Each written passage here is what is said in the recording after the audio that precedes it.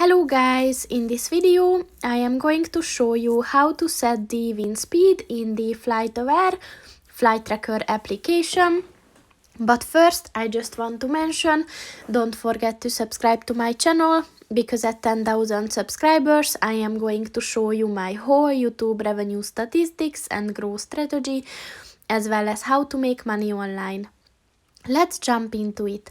First of all, open the application on your phone and then click on the three dots at the top of the page on the right, and then click on the settings button,